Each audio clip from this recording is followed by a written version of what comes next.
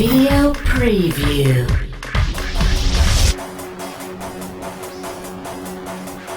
You know those movies where two characters switch bodies, learn a life lesson, and then return back to their normal selves a better person?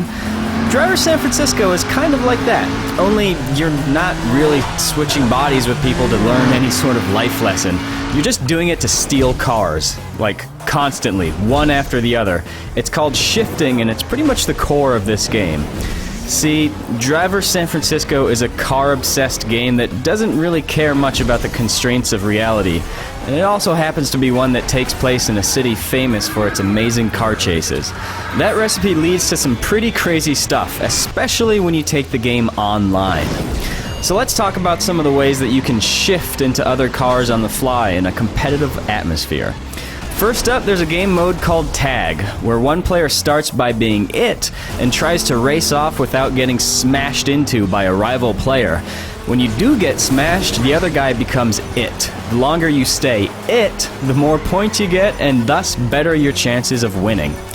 Problem is, every other player besides the one who's it can shift into any car on the road, meaning you might be driving along only to see a car in an oncoming lane suddenly turn into your opponent out of nowhere, who then proceeds to swerve into you like a maniac.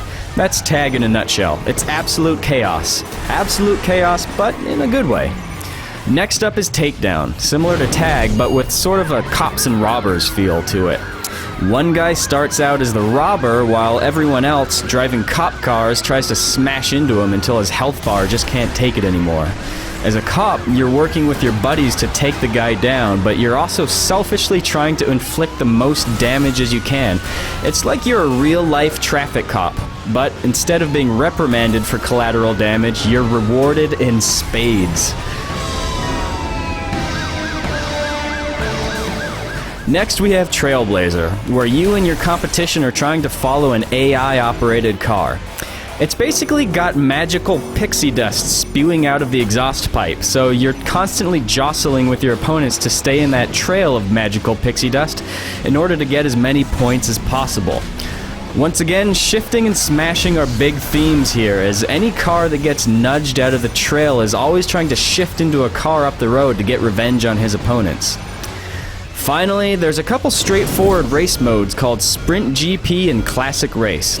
Sprint GP puts you and your opponents in a series of short technical sprint races in different sections of San Francisco, while the Classic Race is exactly what you think it is.